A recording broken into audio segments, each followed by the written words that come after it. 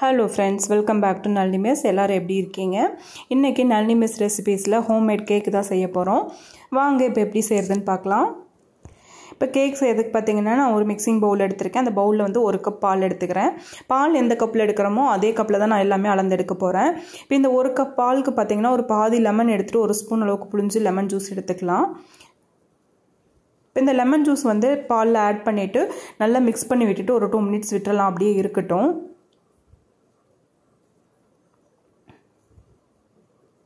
பால் வந்து நல்லா ஆறி இருக்கணும், அப்போ தான் வந்து லெமன் ஜூஸ் ஊற்றினா பால் அப்படியே இருக்கும், இல்லைனா வந்து பால் திரிஞ்சு பன்னீர் மாதிரி ஆயிரும். இப்போ ஒரு 2 மினிட்ஸ் கழித்து நல்லா இந்த மாதிரி பீட்டர் வச்சு நல்லா பீட் பண்ணி விடலாம். இப்போ பீட் பண்ணி விட்டுட்டு நம்ம பால் எந்த கப்பில் எடுத்தோமோ அதே கப்பில் 1 கப் வந்து பவுடர்டு சுகர் எடுத்திருக்கேன். இப்போ இதை வந்து நல்லா மிக்ஸ் பண்ணிக்கலாம். இந்த சக்கரை சேர்த்து நல்லா மிக்ஸ் பண்ணும்போதே வந்து 1 ஸ்பூன் வந்து வெனிலா எசன்ஸ் சேர்த்துருக்கேன்.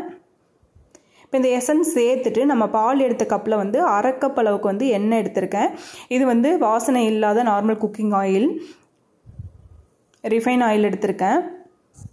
இப்போ இந்த ஆயில் சேர்த்து பால், சர்க்கரை, ஆயில் 3 வந்து நல்லா பீட் பண்ணலாம். நம்ம எந்த அளவுக்கு பீட் பண்ணுறோமோ அந்தளவுக்கு வந்து கேக் வந்து நல்லா ஸ்பாஞ்சியாக வரும். பாருங்கள், நல்லா வந்து எல்லாமே மிக்ஸ் ஆயிருச்சு. இப்போது நம்ம பால் எடுத்த கப்பில் 1 கப் வந்து மைதா மாவு எடுத்திருக்கேன். அந்த மாவு வந்து ஒரு ஜல்லடையில் சேர்த்துக்கலாம்.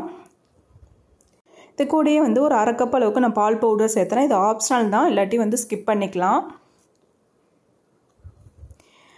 1 ஸ்பூன் அளவுக்கு baking powder, 1/2 spoon baking soda சேர்த்துக்கலாம். இப்போ இது எல்லாத்தையும் வந்து ஜல்லிச்சு சர்க்கரையில் சேர்த்துக்கலாம். சேர்த்துட்டு இந்த மாதிரிக்கு வந்து நல்லா ஒரே மாதிரிக்கு நல்லா மாவு வந்து மிக்ஸ் பண்ணி விடலாம். இப்போ நம்ம மாவு வந்து நல்லா மிக்ஸ் பண்ணிவிட்டு கன்சிஸ்டன்சி செக் பண்ணிக்கலாம். கொஞ்சம் கெட்டியாக இருக்கிற மாதிரி இருக்குது, அதனால் வந்து ஒரு 1/2 டம்ளர் அளவுக்கு பால் சேர்த்துறேன். சேர்த்துட்டு நல்லா வந்து பாலோடு மிக்ஸ் ஆகட்டும். பாருங்கள், இந்த கன்சிஸ்டன்சிக்கு வந்து நல்லா மிக்ஸ் பண்ணி எடுத்தாச்சு. எடுத்துகிட்டு இதில் வந்து ட்ரை நட்ஸ் ஆட் பண்ணுறேன். இதுவும் வந்து நம்மளுக்கு ஆப்ஷனல் தான். நான் கொஞ்சமாக வந்து முந்திரி, பாதாம், அப்புறம் வந்து ஒரு 4-5 டேட்ஸ் வந்து கட் பண்ணி சேர்த்துருக்கேன். சேர்த்துட்டு இதை நல்லா மிக்ஸ் பண்ணி விடலாம். இது கூடயே வந்து நான் கொஞ்சமாக ஒரு கேரட் வந்து துருவி சேர்த்துருக்கேன்.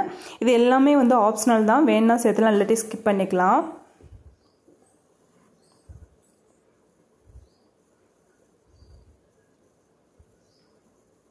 இப்போ இதை மிக்ஸ் பண்ணி எடுத்தாச்சு. நம்ம ஒரு பாத்திரத்தில் சேர்த்துக்கலாம். இந்த பாத்திரம் பார்த்திங்கன்னா நம்ம அரிசி வந்து குக்கரில் வைக்கிறதுக்காக வாங்கின பாத்திரம் தான், கேக் டின் கிடையாது. இதில் வந்து நான் வந்து நெய் அப்ளை பண்ணிக்கிறேன்.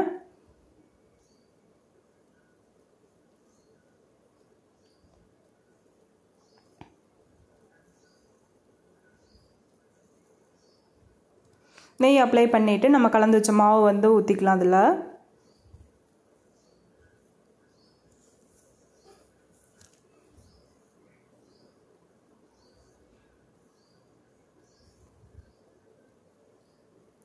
இந்த மாதிரிக்கு வந்து மாவெல்லாம் ஊற்றுனதுக்கப்புறம் ஒரு 2 தட்டு தட்டிட்டு இதில் வந்து எக்ஸ்ட்ரா மேலே வந்து ட்ரை நட்ஸ் சேர்த்துக்கிறேன்.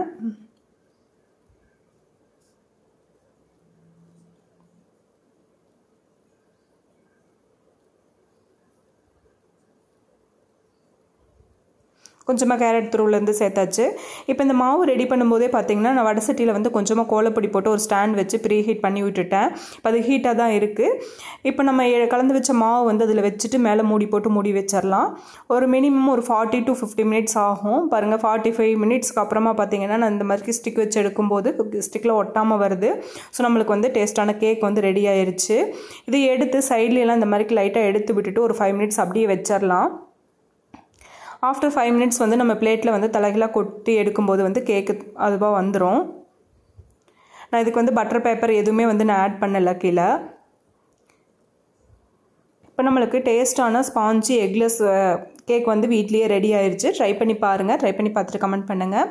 இந்த ரெசிபி உங்களுக்கு பிடிச்சிருந்தா லைக் பண்ணுங்கள், ஷேர் பண்ணுங்கள். ஃபஸ்ட் டைம் நம்ம சேனல் விசிட் பண்ணுறீங்கன்னா சப்ஸ்கிரைப் பண்ணி சப்போர்ட் பண்ணுங்கள். தேங்க்ஸ் ஃபார் வாட்சிங்.